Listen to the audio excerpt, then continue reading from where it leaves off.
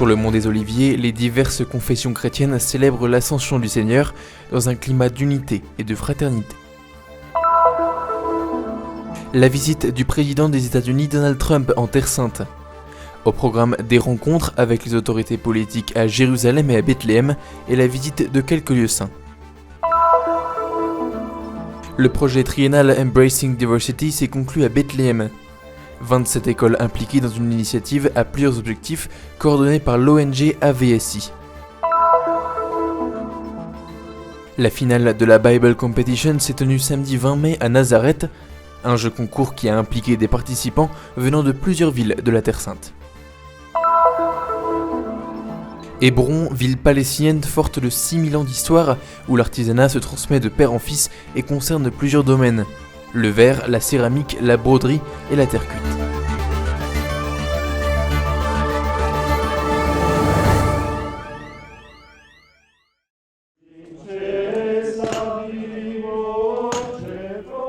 En Terre Sainte, la célébration de l'ascension de Jésus est unique car elle se déroule juste sur le mont des Oliviers, où, selon la tradition, Jésus est monté au ciel.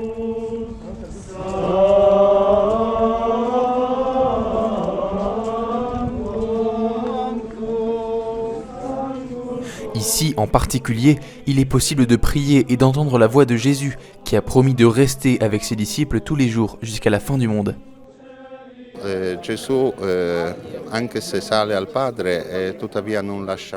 Même si Jésus est monté au Père, il n'a jamais quitté ses disciples et il ne laissera jamais tous ceux qui croient.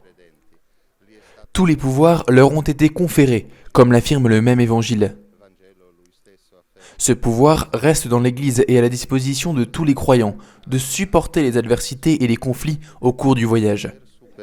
Le difficoltà, le contrarietà della vita qui della Chiesa in cammino. En raison de la bonne coïncidence des calendriers des églises orientales et occidentales, cette année, la Pâque et par conséquent la solennité de l'Ascension du Seigneur ont été célébrées le même jour. La célébration d'aujourd'hui se caractérise donc par un aspect œcuménique. Quando avviene proprio per ordine del calendario o dei diversi calendari che celebriamo insieme, sia la Pasqua. Lorsque nous célébrons Pâques ensemble et par conséquent l'Ascension et la Pentecôte, grâce à la coïncidence de dates dans les calendriers, nous nous sentons plus unis, nous nous présentons à Dieu et en même temps, nous prions le Seigneur. Ci presentiamo tutti al Signore e rivolgiamo allo stesso Signore tutti insieme le nostre preghiere. À la veille de la solennité, les orthodoxes grecs, les arméniens, les syriens, les coptes et les catholiques sont entrés dans une procession solennelle dans la cour.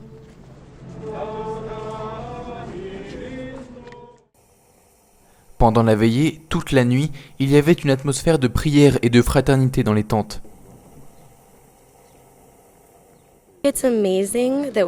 C'est formidable d'être ensemble et de voir chacun, à sa manière, aborder ses prières à Dieu. J'aime voir les différents groupes avec des rites différents, et je pense qu'il est très important que nous montrions tous notre unité pour le Christ. La célébration catholique s'est conclue avec la messe présidée par le père Dobromir. La chapelle remplie de fidèles avait l'air petite. Dans l'homélie qui illustre le sens de la liturgie, le père Dobromir a déclaré que c'est l'époque de l'Église dans laquelle le Saint-Esprit rend chez les hommes le même sentiment filial qui a animé la vie de Jésus et l'a préparé pour la rencontre avec le Père.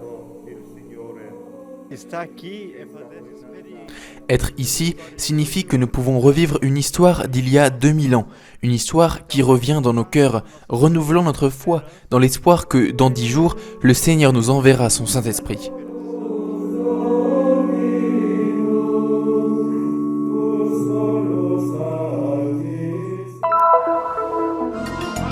La deuxième étape du premier voyage à l'étranger de Donald Trump s'est conclue le 23 mai en Israël avec un vol exceptionnel direct de Riyad à Tel Aviv. Au programme, les rencontres avec le Premier ministre israélien Benjamin Netanyahou à Jérusalem et avec le président de l'autorité palestinienne Mahmoud Abbas à Bethléem et la visite de plusieurs lieux saints. Pendant mon voyage ces derniers jours, j'ai trouvé de nouvelles raisons d'espérer, a déclaré Trump dans un bref discours juste après son arrivée. Nous avons une rare opportunité d'apporter la paix et la stabilité dans cette région. Trump a été accueilli à l'aéroport Ben Gourion par le président israélien Rivlin, par le premier ministre Netanyahou et par les autorités civiles et religieuses. À Jérusalem, il a ensuite visité les lieux saints. Présent pour accueillir Trump sur le parvis du Saint-Sépulcre, le lieu le plus saint pour les chrétiens, le père Francesco Patton, Théophile III, patriarche de l'église grecque-orthodoxe, et le père Samuel Agoyan, représentant du patriarche arménien Nouran Manoujan.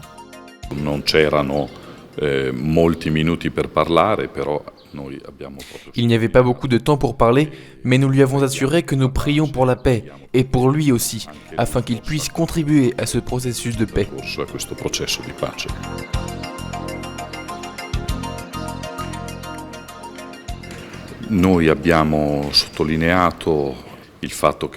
Nous avons souligné le fait que nous sommes une présence minoritaire, mais significative.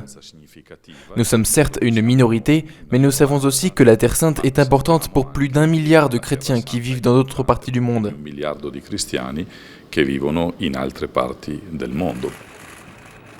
Du Saint-Sépulcre au mur des lamentations, Donald Trump est devenu le premier président américain en exercice à visiter le lieu le plus sacré du judaïsme.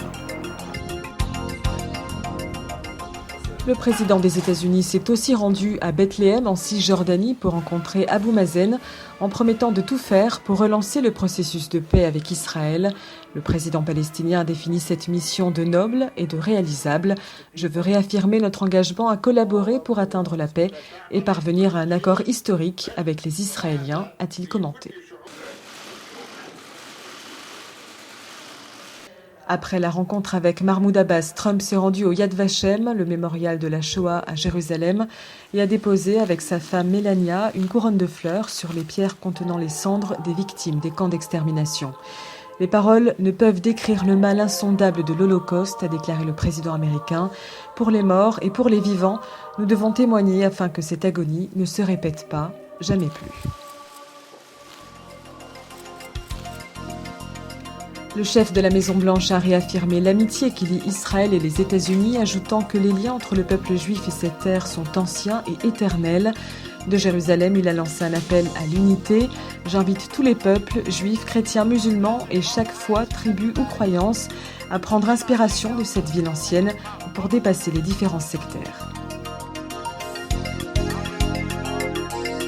A livello locale c'è il cercare di dare un contributo su tutti e due i versanti. Au niveau local, il y a la volonté de donner sa contribution sur les deux versants, l'israélien et le palestinien. Le souhait est que ce voyage contribue au processus de paix. Dans les discours prononcés, que ce soit par le président Trump, par le président Rivlin ou le premier ministre Netanyahou, nous avons senti ce souhait de pouvoir poursuivre le processus de paix, pas seulement ici, mais dans tout le Moyen-Orient.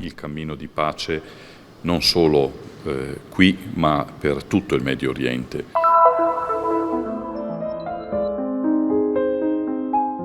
Le 17 mai, l'événement conclusif du projet triennal Embracing Diversity s'est tenu au sein de l'université de Bethléem, un projet né de la collaboration entre le ministère palestinien de l'Éducation, la custodie de Terre Sainte, AFSI et Terre des Hommes. 27 écoles, publiques et privées, à Jérusalem, Bethléem et Jéricho, ont été impliquées dans ce projet avec pour objectif la réduction de l'exclusion, des discriminations et des difficultés sociales. È un progetto dove abbiamo fatto diverse attività sia con I genitori. C'est un projet qui comprend plusieurs activités, à la fois avec les parents, les élèves, les enseignants et les administrations des écoles pour promouvoir des valeurs d'inclusion. Il s'agit en effet de recomposer le cœur de l'homme. Valori, quelli che chiamiamo valori inclusivi, che si tratta di ricomporre l'uomo, il cuore dell'uomo. Une école pour tous, une éducation inclusive pour trouver le moyen de faire des écoles un lieu pour tous et créer ainsi une culture commune qui s'intéresse à chaque enfant dans toutes les dimensions de sa personne. Questo un ponte che abbiamo creato, oltre la bellezza, oltre la pace, anche la collaborazione grazie a AFSI. C'est le pont que nous avons créé et il y a eu aussi une forte collaboration en plus de la beauté et de la paix. On a représenté un cœur brisé avec plusieurs couleurs qui représentent nos différences. Grâce à l'AVSI et à la custodie, nous avons réuni ce cœur à l'éducation et à l'étude. Nous avons tous des couleurs différentes, mais le cœur est le même, fait d'amour et d'humanité pour cette terre qui en a tant besoin. Ma il cuore è lo stesso, batte di amore, di umanità in questa terra che ne ha bisogno. Le projet a été financé avec l'aide de l'Agence italienne pour la coopération au développement. Grâce aux ateliers, mais pas seulement, élèves, parents et enseignants ont appris à utiliser des mots nouveaux comme confiance en soi et estime de soi, des termes qui ont contribué à changer les modalités d'instruction. Nous sommes ici aujourd'hui pour la cérémonie finale d'Embracing Diversity. Nous sommes très fiers du résultat obtenu pour affronter le handicap sous tous ses aspects, les handicaps physiques, mentaux, jusqu'aux difficultés dans l'apprentissage, pour promouvoir une vraie éducation inclusive et garantir ainsi un avenir meilleur aux Palestiniens.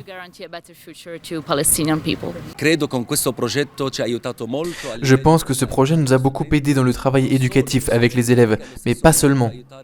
En même temps, nous avons appris à aider les parents qui sont nos collaborateurs les plus importants, parce que l'école ne se termine pas quand la cloche sonne, mais continue aussi à la maison. On éduque beaucoup avec ce qu'on dit, encore plus avec ce qu'on fait, beaucoup plus avec ce qu'on est, disait saint Ignace d'Antioche. Cette initiative éducative ne se termine pas ici, mais continuera avec le temps à donner ses fruits. Le projet humanitaire Éducation pour tous, embrasser la diversité est la première graine plantée. Elle va croître et impliquera différentes écoles jusqu'à les impliquer toutes, parce que l'éducation est le droit de chaque élève.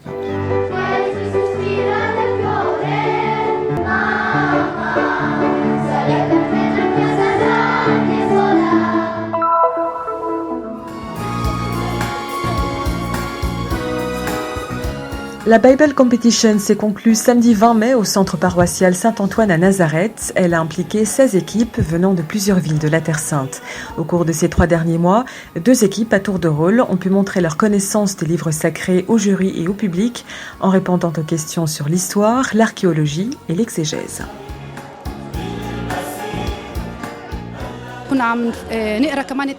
Nous avons lu quelques commentaires afin de mieux comprendre le sens des textes. Outre une connaissance générale, nous avons dû mémoriser de nombreux versets. Nous avons beaucoup médité. J'ai négligé pas mal d'activités pour me préparer à cette compétition.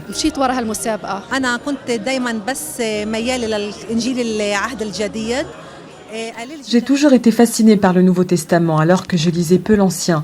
Cette compétition m'a fait découvrir et mieux connaître certains livres, comme ceux des Proverbes ou des Psaumes. Même le livre d'Isaïe que j'ignorais totalement avant. C'est ce qui m'a le plus enrichi.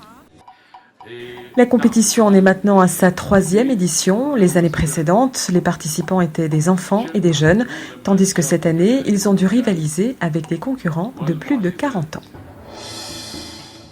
L'objectif de la compétition est de stimuler la lecture de la Bible et la compréhension de sa vraie signification. Nous avons voulu développer l'esprit d'amour et de fraternité entre les religions. Ce à quoi nous avons assisté aujourd'hui dans la compétition nous démontre combien les participants se sont préparés en lisant et en méditant les textes. Cela changera certainement leur vie quotidienne.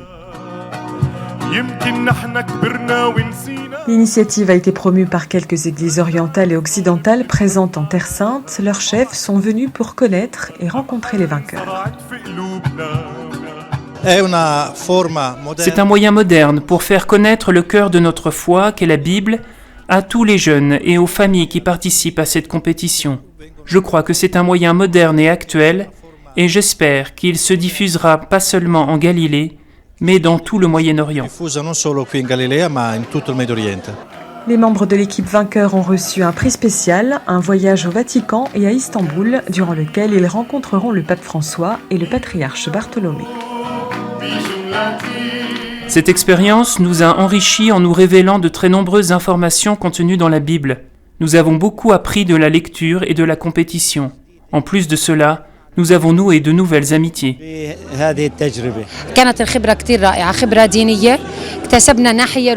Cela a été une merveilleuse expérience. En consacrant plus de temps à la lecture de la Bible, nous avons reçu un grand enrichissement spirituel. C'est une œuvre grandiose et tellement profonde. Cela a été aussi l'occasion de montrer qu'ici, dans notre région, dans notre pays, il y a des personnes qui s'intéressent à la Bible, qui croient vraiment. Nous sommes les pierres vivantes.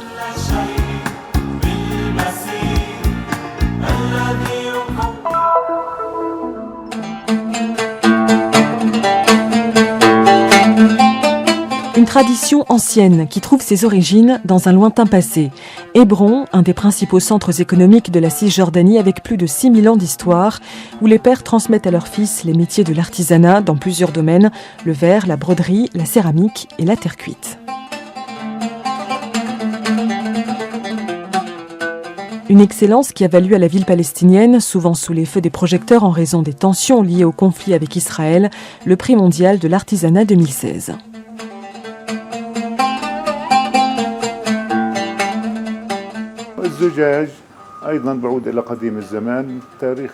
La tradition de travailler le verre remonte aux temps anciens.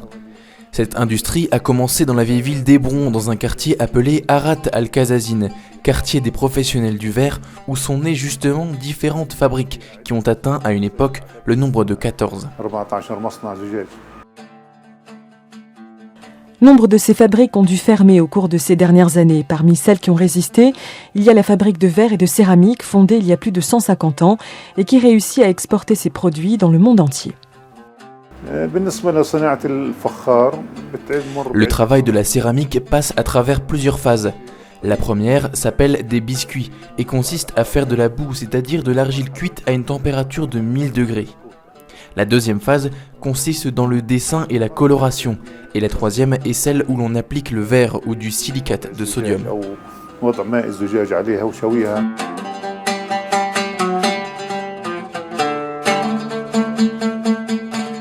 Mansour, 26 ans, a hérité ce métier de son père et de ses oncles, qui à leur tour l'ont appris de leur grand-père. C'est un travail qui se transmet, personne ne peut le faire sans passion. Naturellement, avec le temps, les phases de l'industrialisation ont changé. Par le passé, nous faisions du verre à partir du sable, des oxydes ou du soja. Maintenant, nous utilisons des bouteilles de jus de fruits en recyclant les matières premières.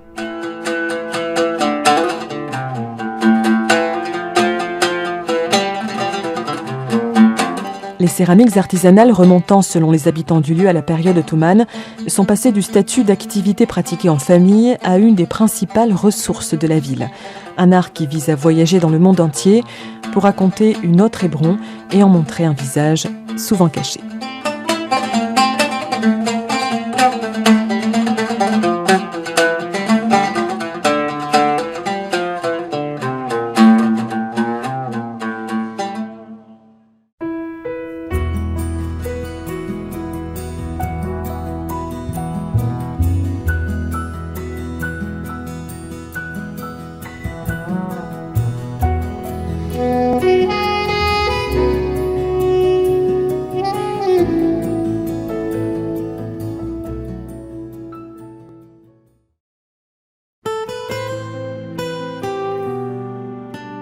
La mission du Christian Media Center est d'apporter au monde le message de la Terre Sainte, la terre du 5e évangile.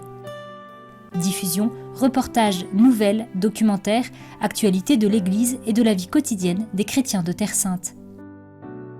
Vous pouvez nous aider dans cette mission afin que soit connu et répandu le message de la Terre Sainte. Aidez-nous. Visitez notre site web